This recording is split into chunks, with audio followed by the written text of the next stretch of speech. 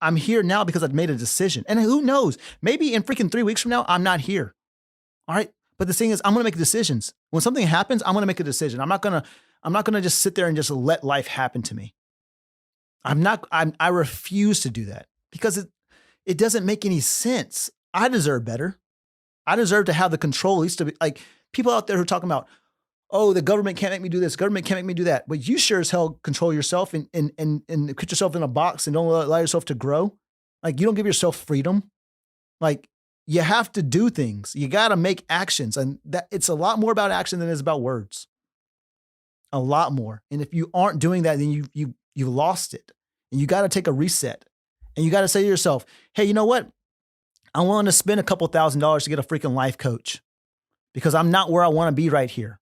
And who knows if it's supposed to be exactly what I thought it was be more. But if it's going to bring me value, then let me just go ahead and sign up for it. You know what? And if I lose a couple $1,000s off of it, you know what? I got a learning experience from it, one, and I'm going to make that money back. I'm going to make that money back tenfold because I learned something from that. I'm investing in myself. If you invest in yourself, it's not a bad investment. If you're investing in yourself, it is not a bad investment because I count on me. Like I know that I'm going to win. No matter what, I'm going to win. I'll figure it out. I'll figure it out. I thank God for my ability to be able to be smart. I thank God for my ability to, to have a family. I thank God for my ability to be able to have my physical, well-being and whatnot. But regardless of what happens, I'm going to figure it out. Because that's a decision that I'm making every single day, that I'm not going to just stop. I'm not going to be submissive to an idea that this is not for me. I don't have imposter syndrome. I truly believe that I deserve to be where I am. Like everybody, I don't know if everybody does this, but I know that when I was growing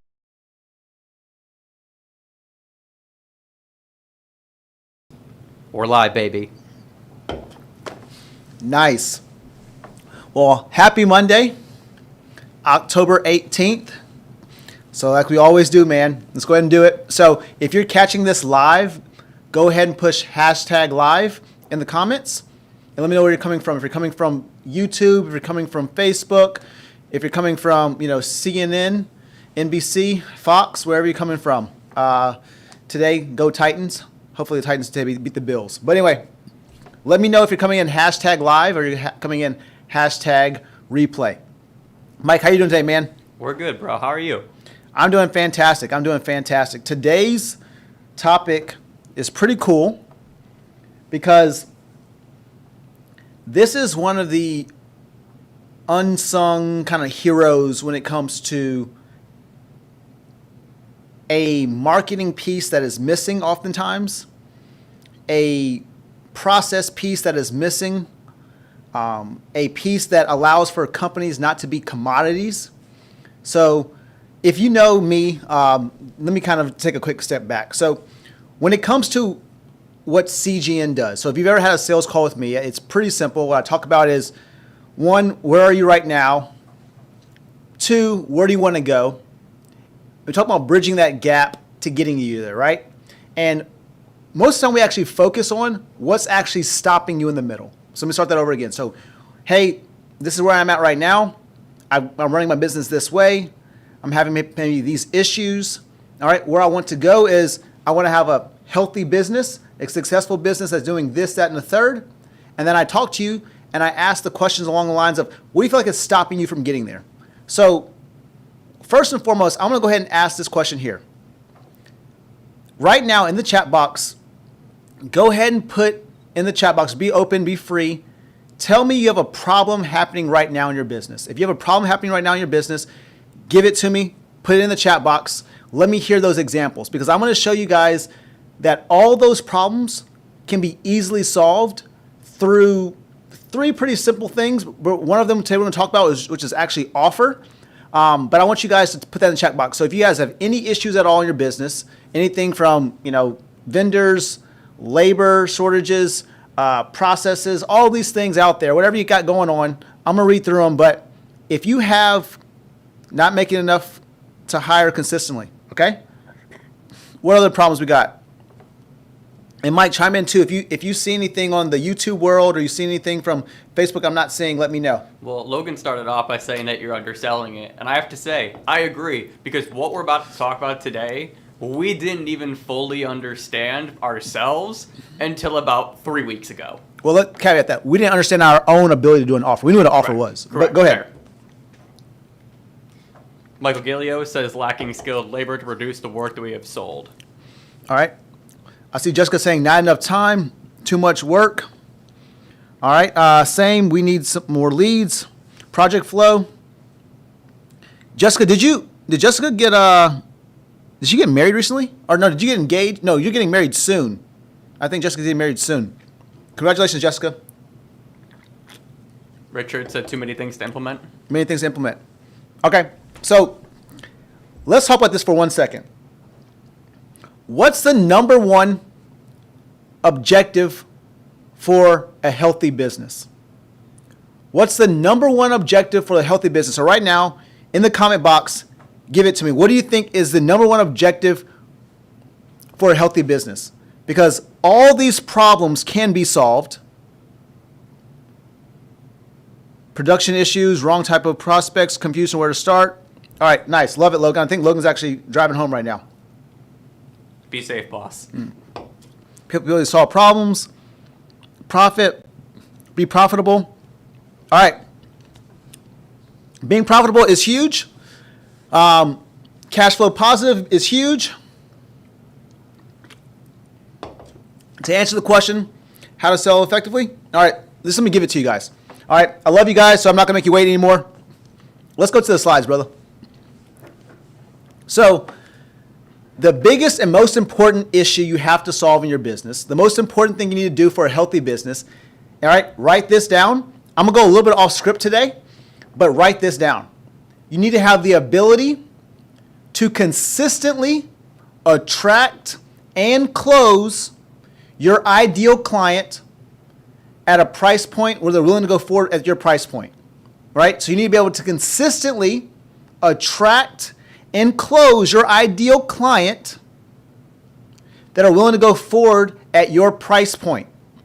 Now let's talk about how that actually affects everything.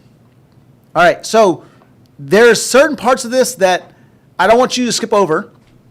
All right, the first part is a consistency piece. All right, in the comment box right now, let me know if you guys feel like you guys have any type of, say yes or no, if you feel like you have control over some of your lead flow / production. If you feel like you have control of your lead flow / you have a pretty good grasp upon it, right? Yes. If you feel like you have no idea and you have no ability at all to scale it up or scale it down, right? No. Because the ability to consistently do so is so important. All right? Mike, when you hear that phrase consistency, all right, we can talk about what's going on right now in our business. All right, what's the monthly goal for this month? What's the revenue goal for this month for CGN? For the month? For the month. Quarter? For the month. 300K. That is correct. CGN's monthly goal is 300K. Do you know where we are right now? It's the 18th of October. All right, so this is the first, I guess, full official month that I have kind of been told by the powers that be that, Chris, you're no longer selling right now. So I'm letting the sales team do their thing, and I love them for it. So shout out Sean, shout out Brian, shout out Tyler, shout out Jeremy. Do you know where we are right now? For the month? For the month, I do not. All right, so around like 145, 150 for the month. All right, so ability to be able to be consistent is so important. All right, consistency is key. So if you have no ability to say, hey, you know what, as things go on in life, as days go by, as months go by, I don't feel like I have no control over this, then you are at the leeway to, or you're at the mercy of whatever the powers may be. All right, you don't have a consistent ability to do so. All right, the second part of that statement is having the consistent ability to attract and close. the consistent ability to attract and close your ideal client. All right? Your ideal client. All right? So what I'm going to ask you guys right now is, when you guys hear that portion of the ability to attract and close your ideal client, all right, when it comes to the idea of consistency, which one do you feel like you have more ability in? The actual attracting them or the ability to close? And I know how I feel about this. Mike, in your world, all right, do you feel as if you had the consistency piece, do you feel as if you were able to more consistently attract the right people? Or do you feel you have more of a consistency to close? And this is a personal thing, but for you, what does it look like? I think for me, it's the consistency to attract. And I feel like that the biggest proof of that is the way that we've really transformed the YouTube channel from what it was to now what it currently is, and it's blossoming right now. And a large part of that is attracting the people that we want to come see our videos.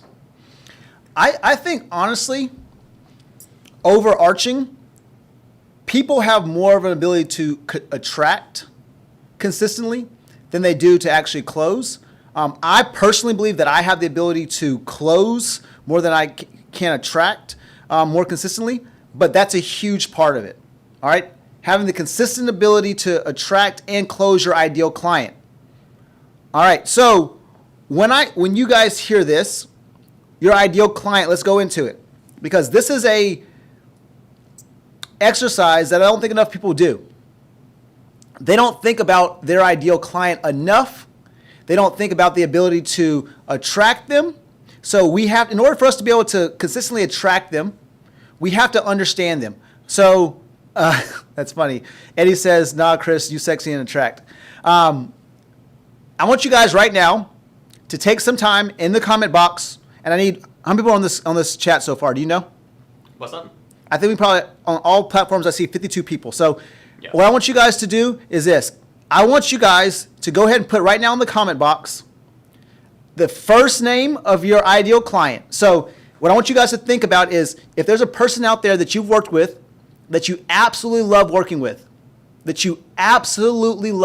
that if you could, you would clone this person. All right? Who comes to mind? Give me a name. I want you to put that person's first name in the chat box now. All right? Give me the first name of your ideal client. Because, okay, we got Laura. We got Aaron. We got Dan. We got Debbie. Andrea and Nancy. We got Marvin. All right, this is super important, guys. So we got Maggie. We got Derek. All right, this is going to be so important if we do this exercise together. All right, so who else is out there? We got Anthony. All right, we should at least we got Murray. All right, let's keep him up. All right, so now what I want you guys to do is, I want you guys to tell me why that person is your ideal client.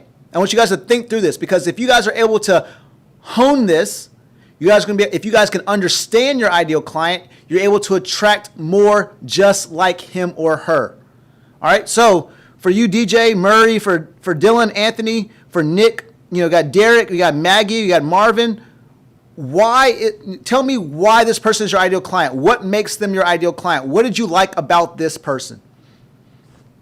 Right now, for you, Mike, who's your favorite client we have on our team? I'm gonna use somebody different. I'm gonna say Josh Gadboys. Why do you say he's different?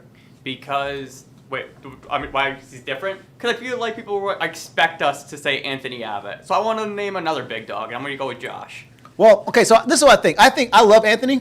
I think what's happened is Anthony it's kind of like when we had, Ryan and Bobby and when we had Logan Harrington. I think it's just kind of like, I think that what happens is people see this boom happening and consistency's got the right momentum, and they feel like he's an anomaly. And I love Anthony, but I do not feel he's an anomaly. I think that Anthony's doing the right stuff, and I love that about him. But go ahead. Yeah, my answer is Josh. Okay, so Josh. So what do you like about Josh? Josh, to me, understands the mindset piece. He also has figured out the way to do exactly what we're talking about, which is duplicate his ideal client. When I first started here, Josh was somebody that we talked a lot about. and he figured out that basements were popping in his area. And I believe in the first month or so of me being here, he hit like 3 basement projects literally on the same street. Okay. And that, to me, is just the foundation of what we're talking about today when we talk about an ideal client. He's also somebody that just goes in, does the work, covers everything that we tell him to do, is always on the phone with either you or Logan, just reaching out, asking questions, and you can just tell that he's somebody who wants to see his business be as successful as possible, and he hit the $1 million club in Q2. Okay. So I love that. All right. So especially the end of that, we're talking about the things that he does that makes him, quote unquote, our ideal client. He kind of follows the process. He has buy-in. He's someone that is, looking to grow, all those things. So what I'm going to do right now is go through the comments, and I want you guys to think about this for a second. So I got Nick says he recognized and appreciated the value we brought. He recognized and appreciated the value we brought. All right, Nick, I want you to remember that for a second. All right. Bob says he is reasonable and fair. He understands. He understands business. All right. DJ said they weren't argumentative. Loved our work. Super nice. All right.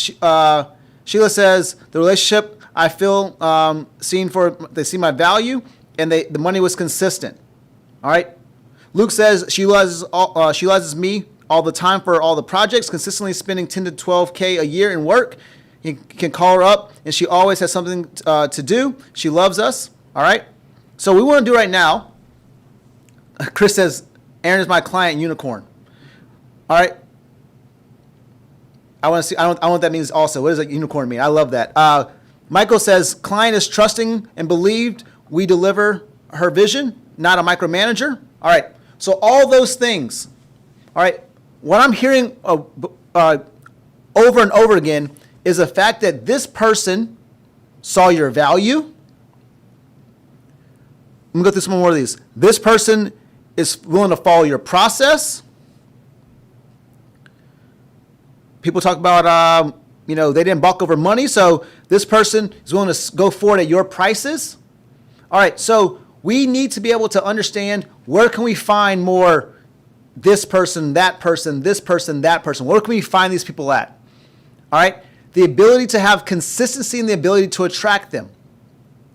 All right, one of the main things you can do right now, if you want a quick little tip, one of the things you can do right now is you need to tell the story of your ideal client. You need to tell the story of your ideal client to other people out there, so if it resonates with them, they can say, hey, Crystal, Jada, Chris are people that I can work with that can actually solve my problem similarly. All right? If we didn't tell the stories of Michael Gillio with Michael and Brandy, how they're a couple working together in this business world, then we don't have people like Vicky and Steven who are working together as well, because they get to see that someone else is also dealing with the same situation. When we talk about people like Lawan, who's just started out his business and does this thing, then we get Rain or Shine, who is also just starting out their business. You tell those stories so they'll be able to be relatable to people, so you can attract people, because like attracts like. Now, Mike, does that make sense to you? Yes, it does. Okay, so what I want you to do right now is I want you to think back. You can use Josh if you want to, but I want you to think back to, do you know Josh's story? I do not know. Okay. What I want you to do right now is I want you to think back to a client of ours whose story that you do know, who you're familiar with, because I want you to tell that story, because then you'll be able to see to yourself, are there more people out there? And how can I put that story out there so that more people can see this story? All right, so go ahead and give it to me. All right, let's go to Anthony Pryor. Anthony Pryor, my fellow. Wait. Let's not hop over him. So let's give him kind of introduction he needs. All right. So Anthony Pryor is from Ohio, correct? Yes. All right. So give it to me. All right, Anthony Pryor, my fellow Northeast Ohioan. Here, let me flip the cam here real quick. Whoops. Hang on. There we go. Cool. So Anthony Pryor has a incredible upbringing, and I use incredible in terms of the bounce back that he's had. This was somebody who was homeless multiple times. This was somebody who had an extremely rough childhood on top of all of that, and was always just kind of trying to figure out where he fit in. And he fell in love with masonry, Burning River Masonry up in Cleveland and in the Akron area. And we've seen the journey that he's had throughout all of this. When I started back in February, we were talking to Anthony Pride about trying to go tier 1 before we had Wealth Builder.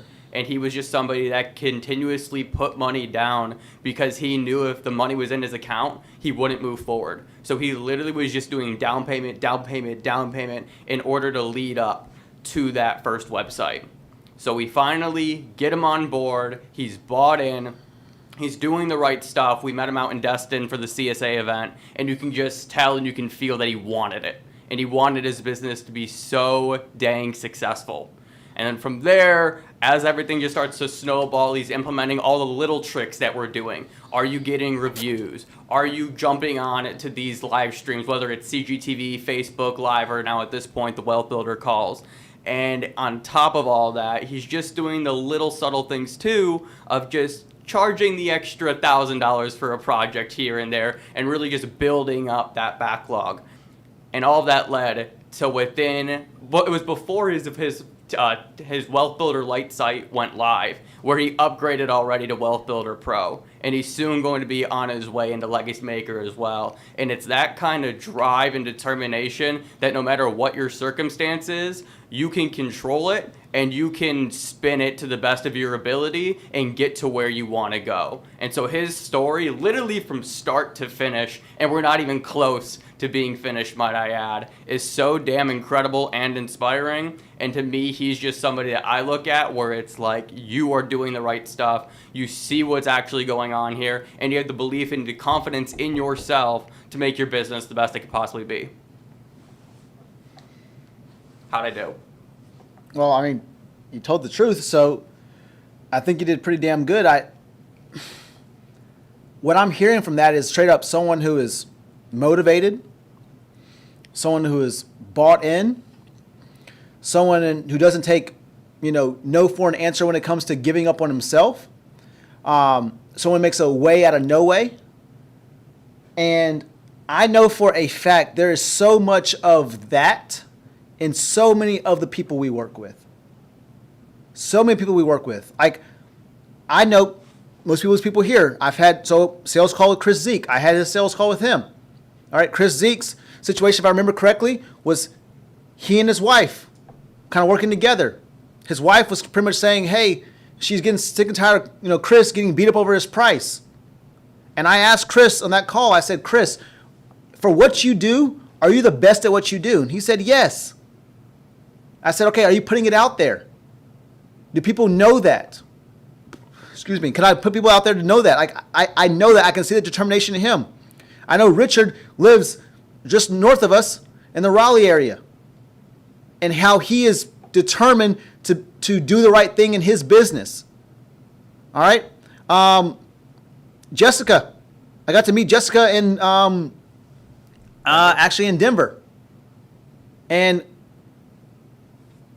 wait, I think that's correct. Yeah, so I think I met Jessica in Denver, and Jessica and her husband, or I actually think fiance at this very moment right now, are working together to get this thing up and running.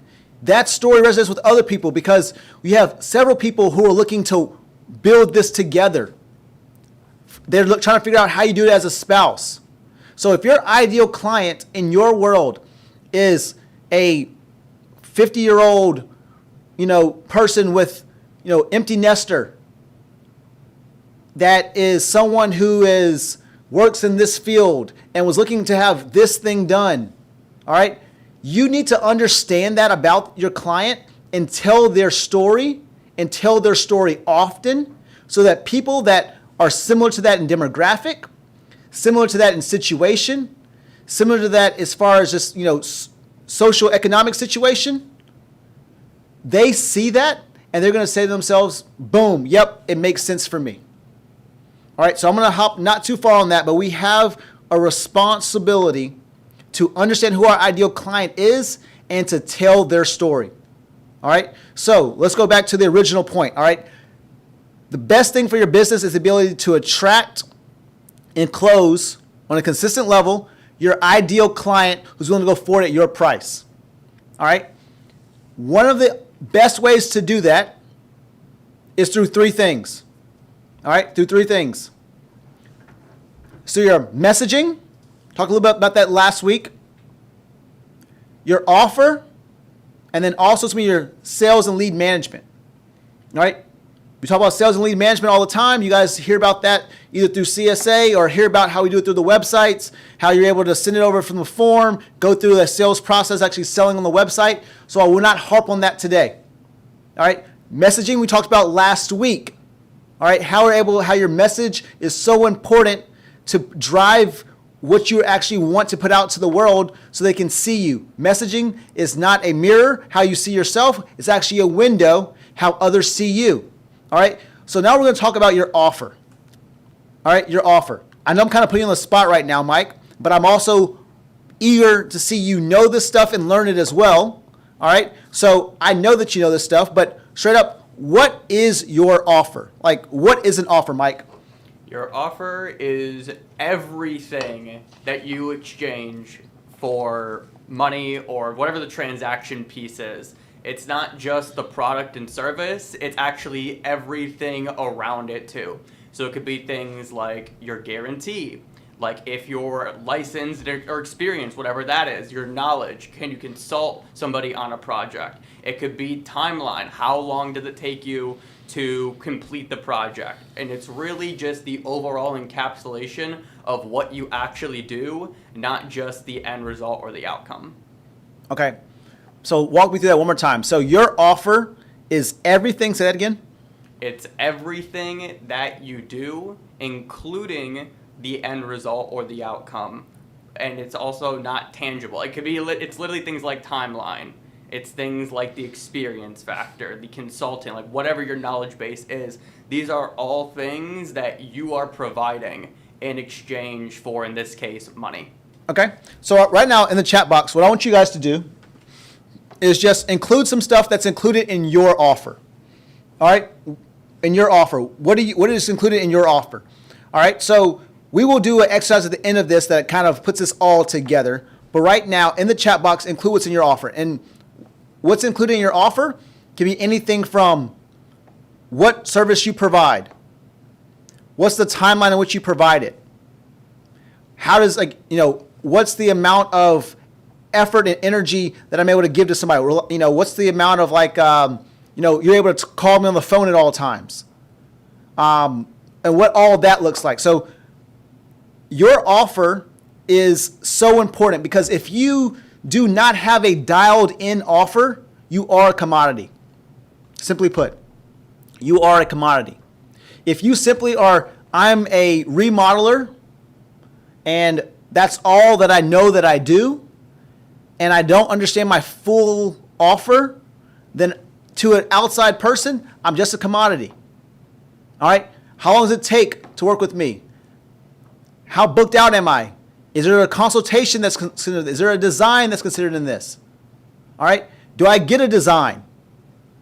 Do I, what's it look like for me? Is there a guarantee? That's probably the biggest part of an offer that most people fail to have. They say, if someone's saying, actually, I'll ask you this question, Mike. If when I ask people on the phone or ask people out there, I'm sure you hear it all the time, what people like about them, what do they always say? In general, like if you just ask somebody, if I ask a contractor, why do clients like the? We do quality work and we have good customer service. Quality work and good customer service. All right, those things have no bite to them. Because every contractor says that. Because every contractor says it. So every contractor says it, it's a what? Commodity. It's a commodity. So if you don't have a guarantee in your offer, if you don't have a warranty in your offer, and there's an opportunity to do that, you may be missing out. All right? That's also included in, do you guys have financing? How do you pay? Is it all, in the exchange, is it all up front? Is it financing? All right, working with CGN, it's a all up front situation. All right? Not a lot of people don't do that. but they also don't get the same results. So that's part of our offer.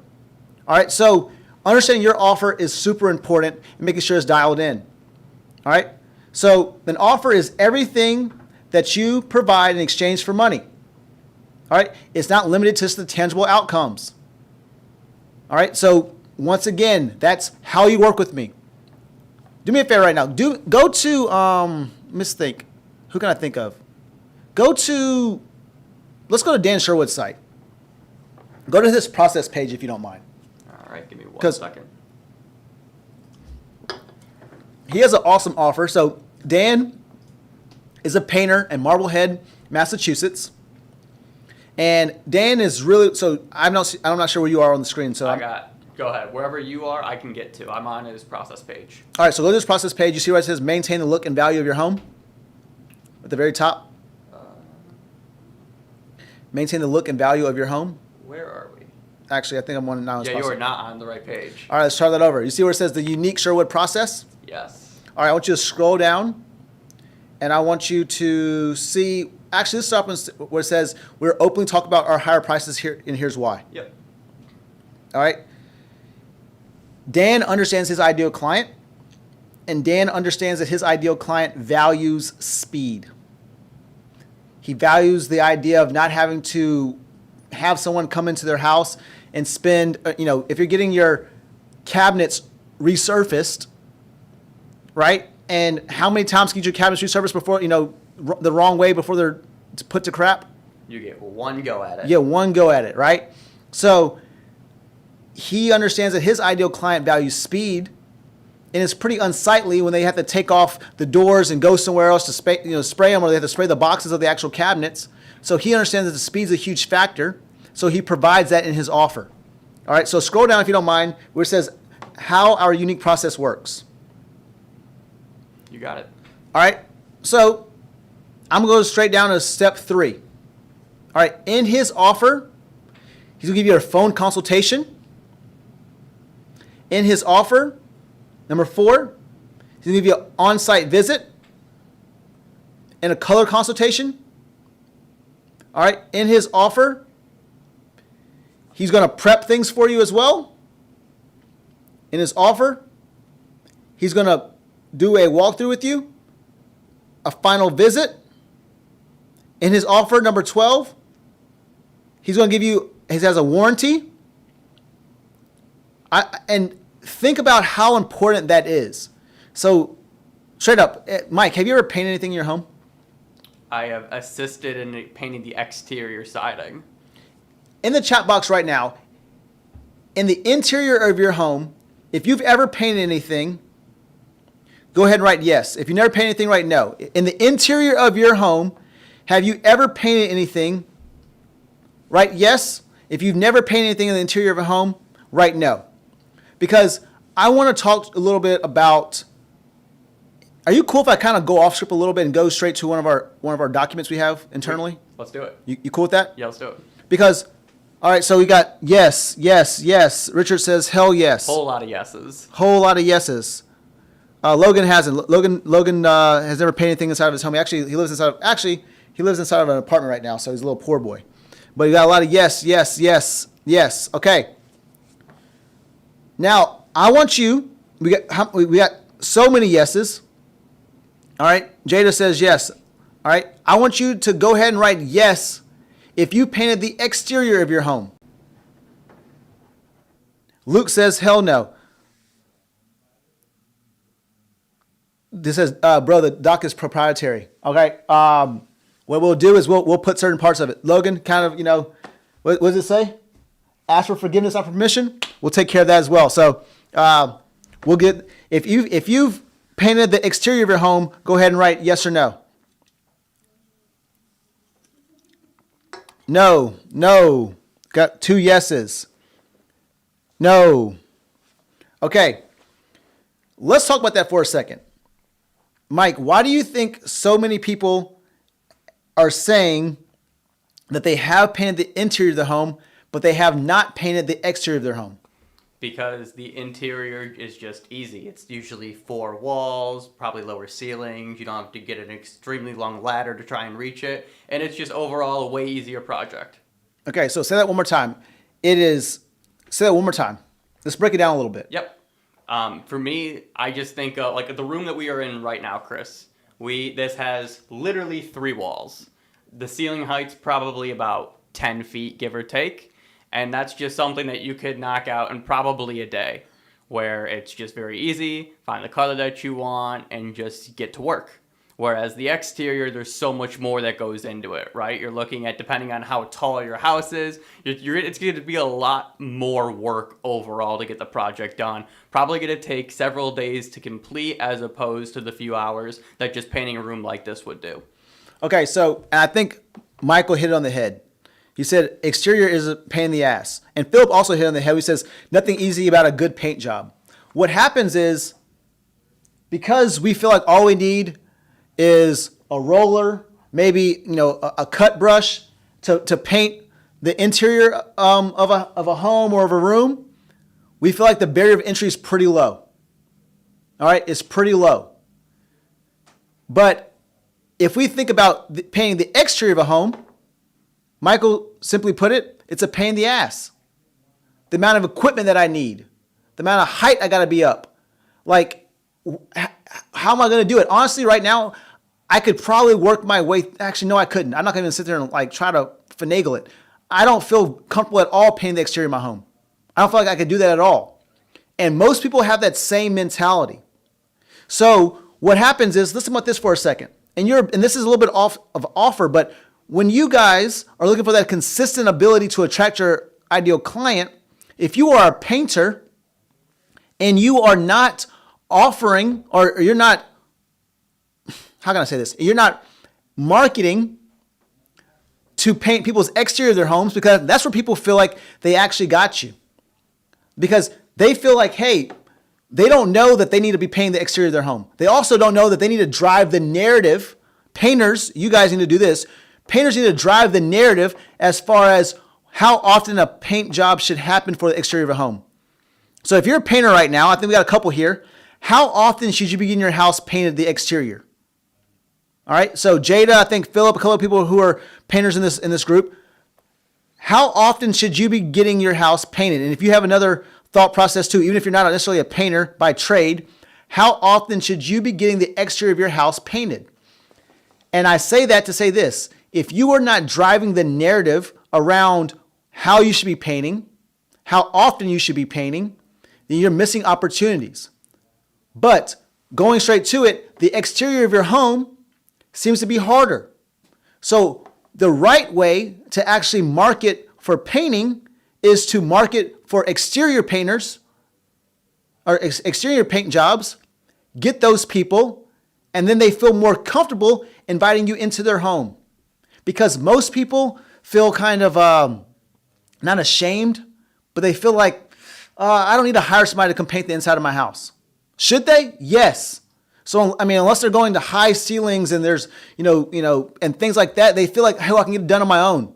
I don't need to. And so it just sits there for so long. But the exterior of your house is actually protected by the paint from the wear and tear. All right. Michael says, I'm guessing 2 years. It's 5 to 7 years. Painters need to drive the narrative on exactly what that looks like. All right, 5 to 7 to maintain well, if maintained well. All right, Philip, so if you are putting it out there that people's houses should be getting painted for the exterior 5 to 7 years, how does that allow for my ability to get a consistent ability for lead flow?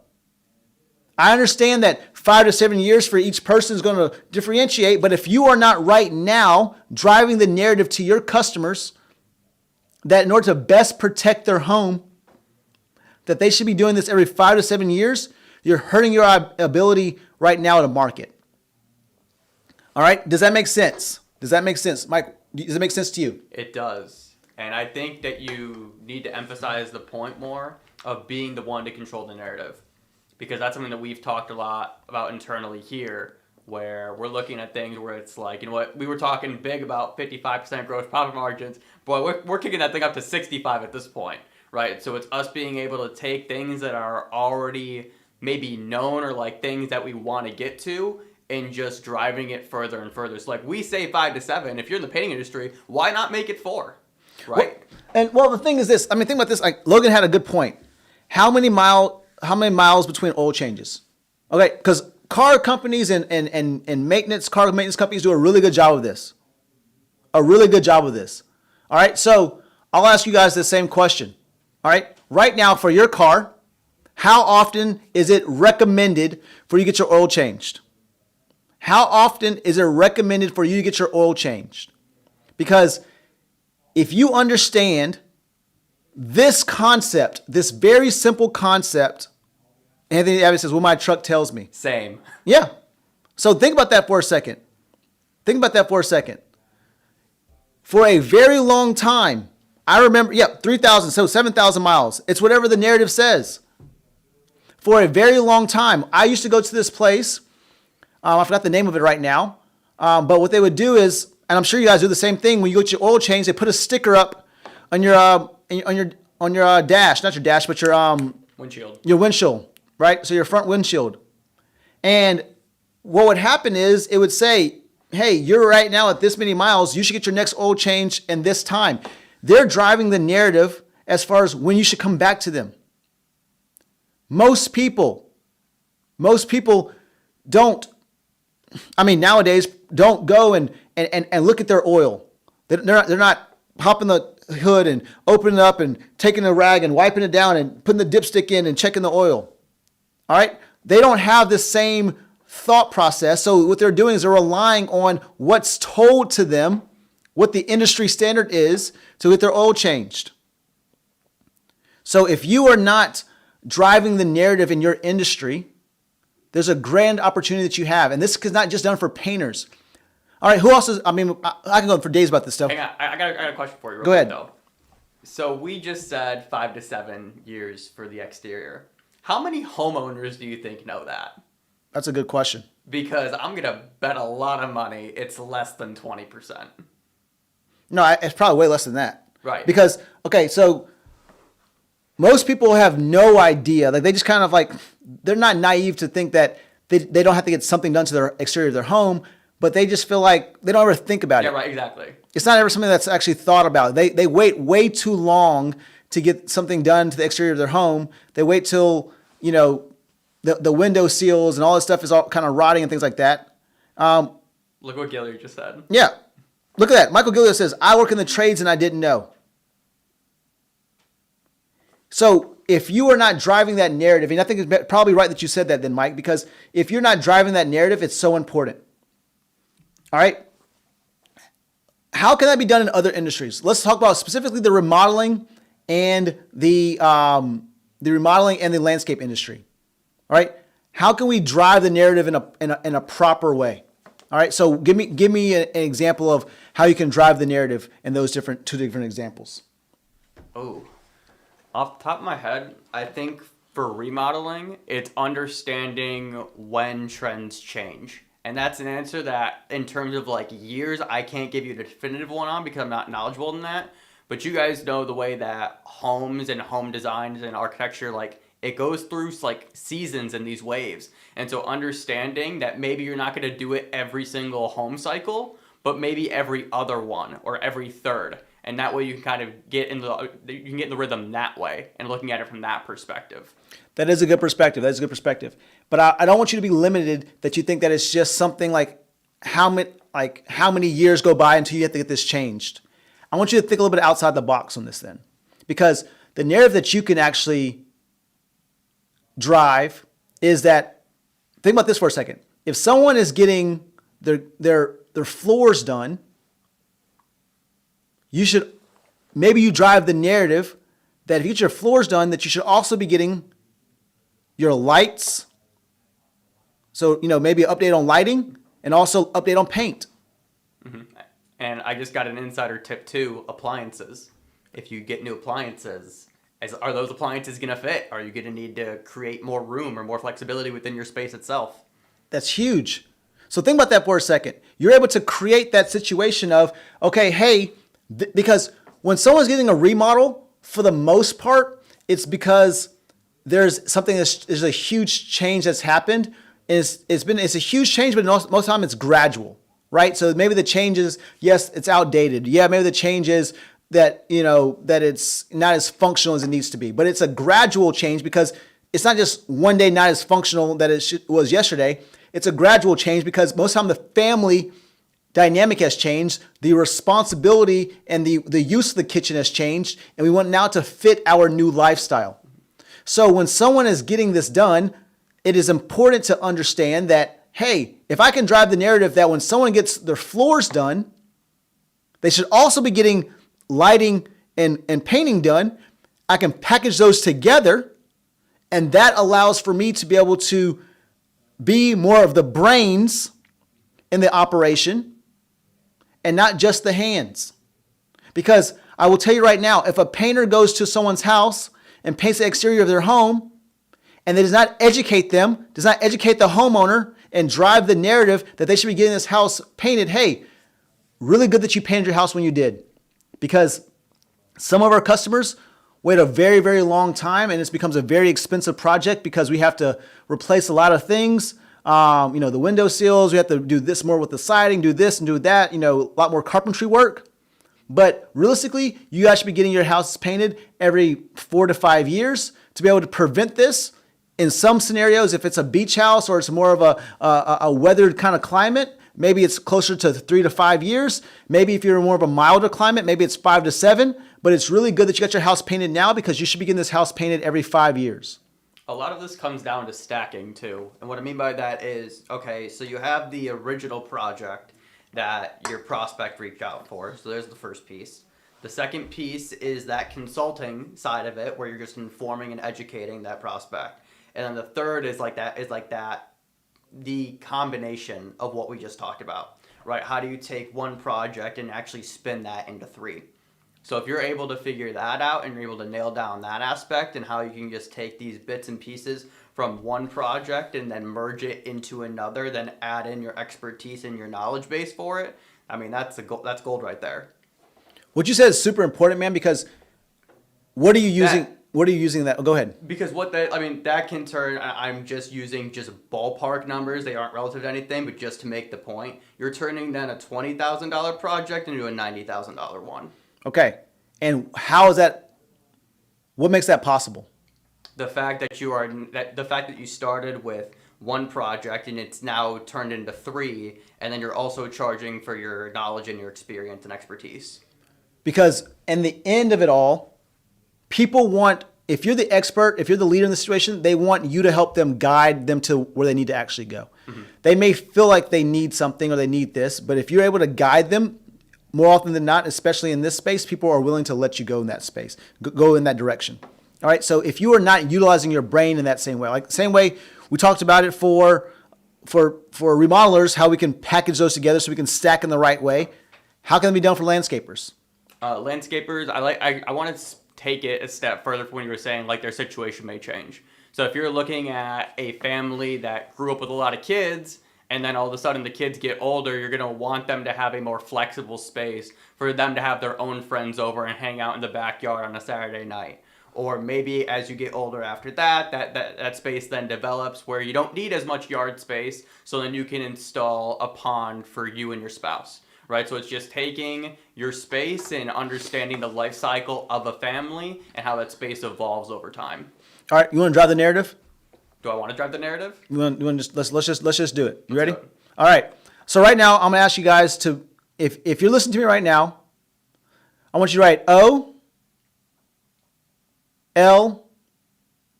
in the comments. If you're listening to me right now, if you can hear what I'm saying, write OLS in the comments, and I'll tell you guys what that means in a second.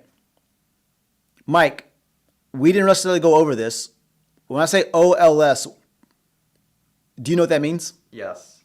You know what it means? I think I'm like 99% sure I know what that means. Okay, OLS. All right. Before Mike says exactly what it is, what does OLS stand for? Anybody? What does OLS stand for? Mike, I think you'll get this right, but I'm not sure. What does OLS stand for? I'll wait till someone responds. Let's get some opportunities there. I almost said our Latter-day Saints, but I don't think that's I think it's. That's it. No. That's funny. All right. What does OLS stand for? All right, Mike, I'm going to just give it to you straight up, man. Outstanding lead service. That's awesome. I love that, DJ. Opportunity, loyalty, sale. All right. I think I know. I think Sean probably knows too. All right. So, Mike, offer, listen, solve. What is OLS? Outdoor living space. Outdoor living space. OLS, outdoor living space. And I'm going to tell you right now, guys, how to drive this narrative. All right? Outdoor living space. An outdoor living space consists of 4 elements. All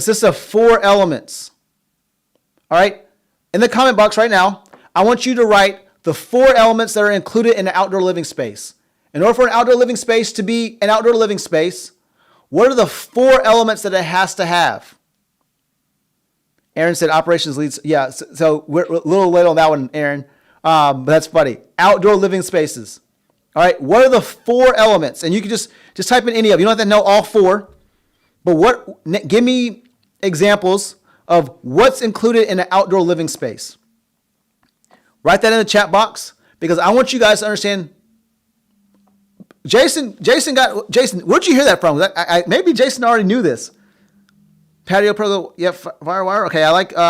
So Chris said patio, pergola, water fire, patio, wood, lights, seating, fire, shelter, cooking. All right. So realistically, Jason got it off the bat. Now I think I had a conversation with Jason pretty recently, so he might have heard this already. But there are 4 elements in an outdoor living space. All right, Mike, why don't you write this down or type this in the box so everybody can see this? You ready? Yeah, I got you. Give me 1 sec. The 4 elements. Oh, you got it. Yeah, nice. Let's go. The 4 elements of an outdoor living space are wood, stone, greenery, and a focal point. All right? Get up there, man. All right, because this is how you drive the narrative. When you have this understanding that you're stacking or packaging this in this way, what's going to happen is you have somebody who reaches out to you. So imagine Chris Zeke, who's there in Pennsylvania. Someone reaches out to him for a pergola and a patio. All right? And he says, hey, the patio, that's some stone, maybe some stone pavers. Then I got the pergola made out of wood. I now talk to my client and I say, hey, right now you guys are halfway to an outdoor living space. Does it make sense to talk about an outdoor living space? You're going to ask that question. And they're simply going to say, well, wait, what's an outdoor living space? Oh, an outdoor living space consists of 4 elements. We're already there with 2, with the wood and the stone, with the patio and the pergola. All we would need is some greenery and a focal point. Maybe that's a focal point, like a fire pit. Maybe that focal point's a water feature. Maybe that focal point, maybe even a gazebo. All right, but understanding that when you're able to drive the narrative in that way, now I want you guys all to know this from now until the end of time. An outdoor living space consists of 4 elements. And when you guys are able to drive the narrative in that way, it's so important for you. You need to understand how your customer buys, how they think, and what they're looking for. All right? Tying this all back again. Sculpture, seating, I love that, Chris. Tying this all, if that makes sense, if the outdoor living space example makes sense, just give me a thumbs up. Just give me, whatever you guys are, give me some energy here, because if so, I'm going to move on from there. All right? I want you guys to think about this for a second. Going back to your offer, I talked, and this is Anthony Abbott again. Anthony, I talked to him about something, and he said, when he does a kitchen for somebody, part of his offerings to that person is he gets a chef to come cook a meal for them in their kitchen. What? Not kidding. He gets a chef to come cook a meal in that kitchen. Okay? Straight up. No one is going to say, you know what, hey, I'm just going to, they're not doing it for that kitchen. Not consider, like that's huge. All right, go to Anthony Abbott's process page on his site. His is Greystone Remodeling Inc. Yep, give me 1 sec. Because one thing on his offer that I absolutely love is he actually puts it out there that part of his offer is, yeah, we have this, we have that. Let me go to his real quick. Yeah, say pull it up. You got it? I got it on my end, yeah. All right, go ahead and pull it up. I'm going to go to About Us. Let me know when you're there and I'll... Our process. I'm going to scroll down. All right, so I'm at start at step 5. Cool. All right, so part of his offer, he's going to give an awesome design. All right. Look at number 9 in his offer. What he offers to people, how he understands what people are looking for. Can you read that out, man? Can you read that? Number 9? Yeah, number 9. Yeah, I got it. Step 9, our cleaners get to work. Once our work is done, we have our professional cleaners come over and clean up the job site, leaving it spotless and ready for you to enjoy. You'll never know we were there in the first place. Okay, so right now, if you guys... Read number 11. Number 11, the 5-year warranty. We offer a 5-year labor and systems warranty, and you also benefit from the manufacturer's warranty on materials. In the event that something happens that is within our control and included in the warranty and contract, we will come in and get it fixed for you free of charge. All right, read number 12. 6-month follow-ups. We personally come to your house every 6 months for a 2-year period and make sure everything is still good. Make sure everything is still in good condition, and to your liking. After the 2-year period, we are still available and more than willing to help you with anything your home may need. Okay, so think about that for a second. Think about if you go from just being a GC, just being a remodeler, commoditizing yourself as someone who just puts in the kitchen, to the point that you're somebody who has an awesome surprise of getting a chef come cook a meal in my space, which I think, that's one of the most, I want to say outlandish, probably incredible things I've ever actually heard in this space when it comes to that. All right. 2, what was, I get an awesome design. All right. So that was number 5, get an awesome design. Then I get cleaners to come clean up the house. Then I have a 5-year warranty. Then I have 2 years of 6-month follow-ups that are already put out there for me. On top of the original project that you had done in the first place. On top of just that original kitchen, that original remodel. If you don't package your offer in the right way, you are hurting yourself and you are going to commoditize yourself. All right. You need the ability to consistently attract, very much telling the stories of your ideal client, and close. Like if you knew right now, and you're on the fence between choosing contractor A, who very well may offer something like what Anthony does, or contractor B, who puts it out there that he offers these things. He puts it out there that he has a design. He puts it out there that he has a warranty, a 5-year warranty. He puts it out there that, that he has 6 months of walkthroughs. That we're going to work with you on a consultation with Dan. That you're going to have coaching from CGN when it comes to your site. That you're going to have a guarantee that you'll make $100,000 in additional revenue or your money back. That you're going to have a system that is going to, include the door hangers and the coaching and this and that. If you don't put together your offer in a way that best serves your client and put it out there, you are hurting yourself. I need you to touch on a point here. Go ahead. Because, I hear you talk to the sales guys a lot that sometimes they get into the place where they start selling features. The difference here is you're not selling features, you're selling value. Everything on Anthony Abbott's process page is a different value piece. So in terms of the features of the kitchen, that's all fine and well, but at the end of the day, they care more about value than the actual features themselves. Why do you think that people miss the boat on this most often? Because I think the two are very often confused. And I think that you may think that, you have a list of 20 different features, that's the actual selling point, when it's not. The selling point is the value that comes from the project or the other like services that you provide encapsulated with everything. Because if we just sold a blog, I mean, people, I think you're so right, because it is not at all about the features. The features don't matter. If anything, it's what do you get from the features. Exactly. It's the benefit of the features, Right. right? The feature itself does not matter. It's the benefit of those features. And if you are not putting together your offer, all right, so what I want you guys right now to do, all right, I want you guys to think for a second. Take away the contractor hat, put on your ideal client hat, put on your empathetic hat, put on, trying to best take care of your customer. And I want you on our page, because you guys did a great job last week of commenting, your messaging, what your messaging you're getting across. An incredible job last week. Awesome week. All right. So I want you guys to hop off this call, take some time, and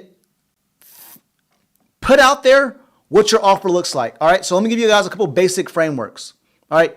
If I was telling you about CGN's offer is the deliverable. We're going, with the Wealth Builder program, we're going to give you a sales tool that is with coaching that takes 6 weeks time, that is done with only 2 hours of your time needed for input. Think about that for a second.